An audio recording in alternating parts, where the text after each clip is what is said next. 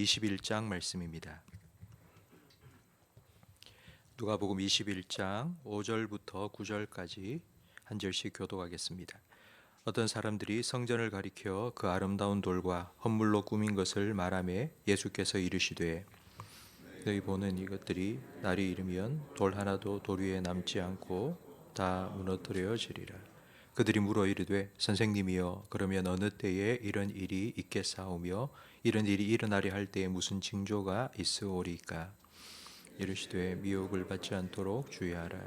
많은 사람이 내 이름으로 와서 이르되 내가 그라하며 때가 가까이 왔다 하겠으나 그들을 따르지 말라. 함께 읽습니다. 난리와 소요의 소문을 들을 때에 두려워하지 말라. 이 일이 먼저 있어야 하되 끝은 곧 되지 아니하리라. 아멘. 예수님께서는 성전의 돌 위에 돌 하나도 남지 않을 것이라고 예언하셨습니다. 성전에 돌 위에 돌 하나도 남지 않는다. 이 말은 성전을 무너뜨린다는 말인데 우리 교회처럼 교회를 새로 짓기 위해서 성전을 새로 짓기 위해서 철거를 한다는 뜻은 아닙니다. 왜냐하면 당시에 예루살렘 성전은 46년 동안 계속해서 건축을 하고 있는 중이었기 때문입니다. 새로 짓는 건물이 무너진다는 건 전쟁이나 지진과 같은 재앙이 일어날 것이기 때문입니다. 성전은 하나님을 예배하는 곳입니다. 그리고 하나님이 계시는 곳입니다. 그런 곳을 하나님께서 전쟁과 지진으로 무너뜨린다니 그런 일이 과연 어떻게 일어나나 언제 일어나나 사람들이 예수님께 물었습니다.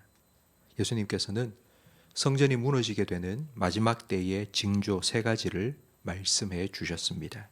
첫 번째는 8절 말씀에 사람들의 미혹이 있을 것이라는 것입니다. 사람들의 미혹은 바로 우리가 요즘 많이 접하고 있는 이단들입니다. 이단을 분명히 분별할 수 있는 기준이 8절 하반절에 나오는데 내가 그로다라고 말하는 것이 이단입니다. 지금 현재 우리나라에만 해도 내가 예수라고 말하는 사람이 40명이 넘습니다.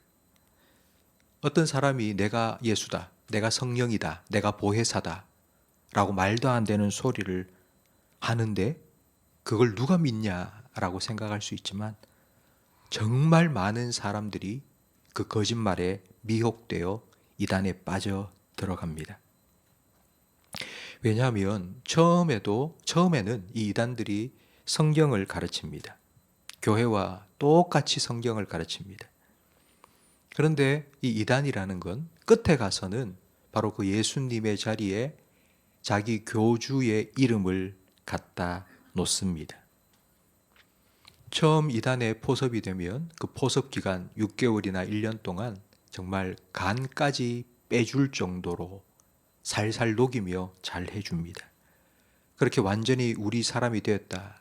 완전히 바늘을 삼켰다.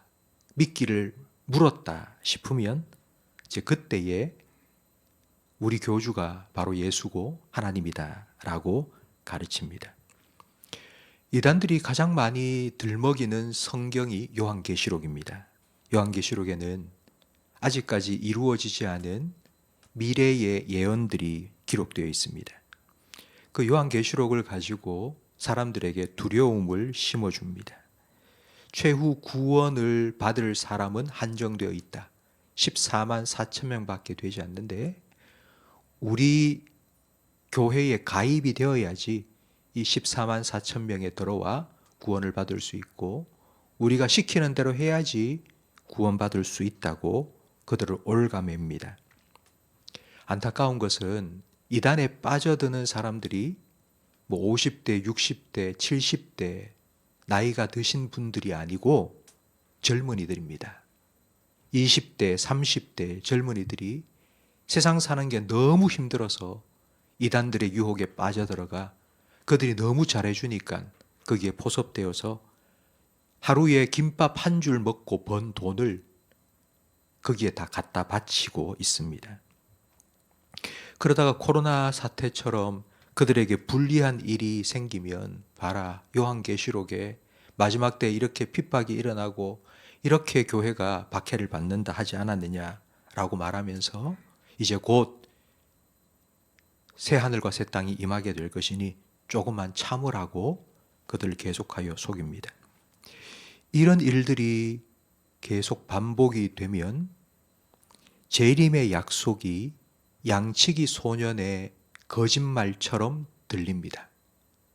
교회를 잘 다니는 사람들도 아유 예수님 곧 오시겠나 아니겠지 라고 생각을 하며 재림에 둔감해져 버립니다.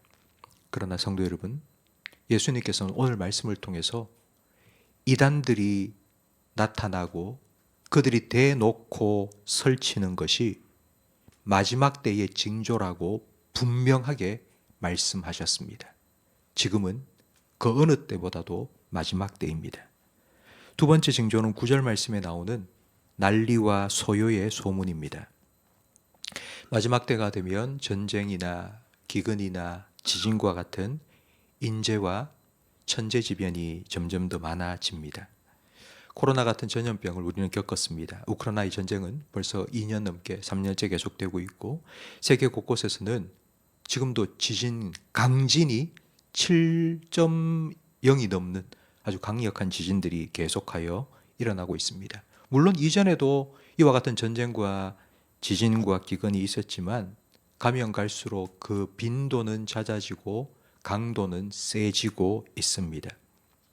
뉴스를 통해서 이런 소식을 들을 때 아이고 저 사람들 참 불쌍하다라는 생각도 가져야 되겠지만 주님께서 말씀하신 마지막 때가 가까웠다는 것을 기억하셔야 합니다. 그리고 세 번째 징조는 우리가 읽지는 않았지만 12절 이하에 나오는 성도들의 박해입니다. 우리나라는 종교의 자유를 인정해주고 있습니다. 그래서 우리는 박해 없이 어려움 없이 신앙생활을 하고 있습니다. 그러나 전 세계적으로 본다면 한 해에만 2024년 한 해에만 예수를 믿는다는 이유 때문에 죽임을 당한 사람이 10만 명이 넘습니다. 왜 마지막 때에 성도들이 이렇게 박해를 받고 목숨을 잃는 것일까요? 하나님께서 좀 지켜주시면 되지 않습니까? 왜 핍박을 받고 박해를 받게 하십니까?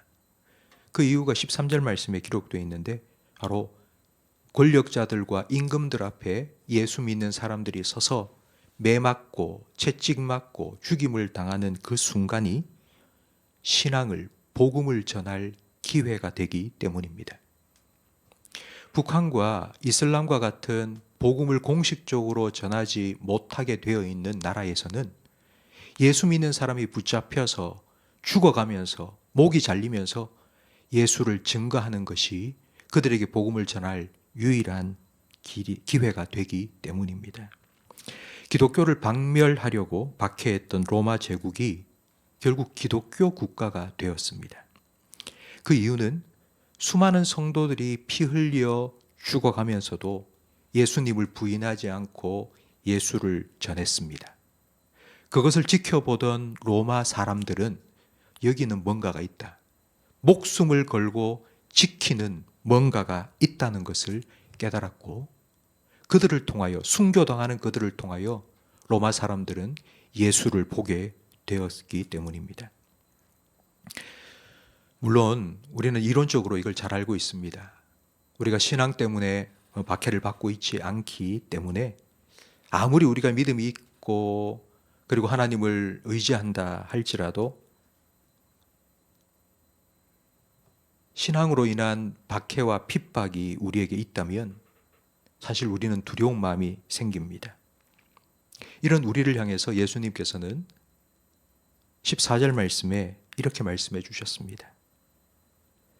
그때가 되면 내가 너에게 무슨 말을 해야 될지를 가르쳐 주겠다. 내가 너와 함께하며 너를 도와주겠다고 약속해 주셨습니다. 초대교회 첫 번째 순교자가 스데반 집사입니다. 돌에 맞아 죽어가면서 그의 눈이 열렸습니다. 하나님 보좌 우편에 예수님께서 벌떡 일어나 그를 향하여 두 손을 펼치고 그를 맞아주시는 모습을 보았습니다. 스데반 집사는 돌에 맞아 고통 속에 죽어간 것이 아니라 영광 속에 주님의 품에 안겼습니다.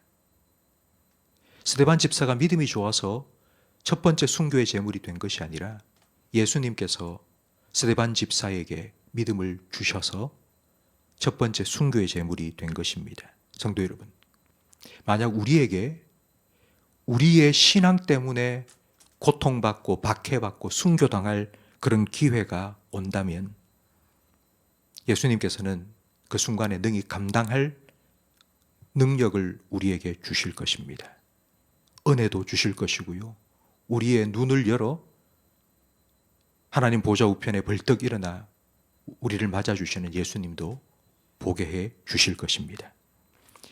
내가 내 믿음을 지키는 것이 아닙니다. 예수님께서는 우리의 믿음의 주가 되시며 우리의 믿음을 온전케 하시는 분이십니다. 그렇기 때문에 내가 내 믿음을 지키는 것이 아니라 예수님께서 우리의 믿음을 지켜 주실 것입니다. 예수님께서 우리의 믿음을 끝까지 붙들어 주실 것입니다. 지금 우리는 마지막 때를 살아가고 있습니다. 이단들은 득세를 하고 있고 난리와 난리의 소문들이, 뉴스들이 계속하여 쏟아지고 있습니다. 우리도 입을 열면 말세다, 말세지말이다, 마지막 때가 되었다, 이런 말을 자주 합니다. 그런데 이런 말을 자주 듣고 자주 하다 보니 익숙해져서 긴장감을 잃어버리기 쉽습니다. 성도 여러분, 긴장감이 있다는 건 깨어있는 것입니다. 베드로전서 4장 7절 말씀에 만물의 마지막이 가까이 왔으니 그러므로 너희는 정신을 차리고 근신하여 깨어 기도하라.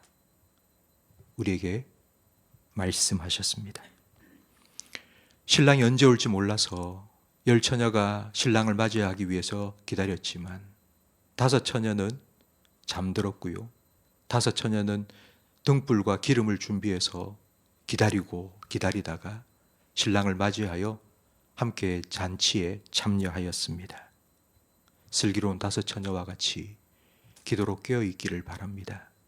뉴스를 통하여서, 인터넷을 통하여, 텔레비전을 통하여서 전쟁의 소식, 지진의 소식, 재난의 소식을 들을 때마다 주님께서 오실 그날, 주님께서 말씀하신 마지막 때의 그 징조가 바로 이것이구나 라고 생각하시고 주님을 맞이할 준비를 잘 해나갈 수 있는 저와 우리 모든 성도님들이 되시기를 예수님 이름으로 축복합니다.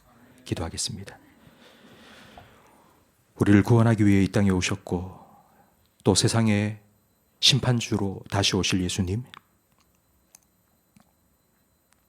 이 땅에 지금 일어나고 있는 난리의 소문들을 보고 들으면서 주님이 약속하신, 주님이 말씀하신 주님 다시 오실 그날이 가까이 왔음을 깨닫는 믿음을 우리에게 허락해 주시옵소서.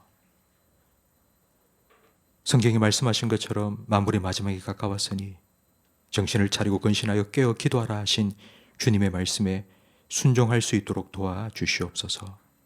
복음이 땅끝까지 전파되어야지 그날이 오리라 주님께서 말씀하셨사오니 주님께서 우리에게 맡겨주신 사람을 살리는 복음을 잘 전할 수 있는 전도와 선교의 사명을 더 잘 감당할 수 있도록 우리를 그리고 우리 교회를 주님께서 사용하여 주시옵소서.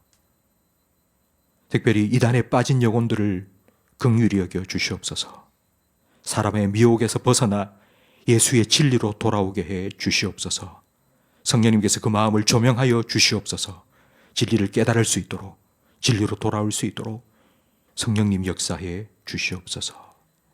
전 세계 곳곳에서 예수를 믿는다는 이유 때문에 순교의 제물이 되어가고 있는 수많은 그리스도인들, 우리 형제들을 주님께서 불쌍히 여겨주시고 마지막 때에 스데반을 주님께서 붙들어 주셨던 것처럼 그들의 믿음을 지켜주시며 그들의 순교가 그 땅에 그 나라 가운데 하나의 미랄이 되어서 생명의 열매들이 많이 맺혀질 수 있도록 은혜 베풀어 주시옵소서.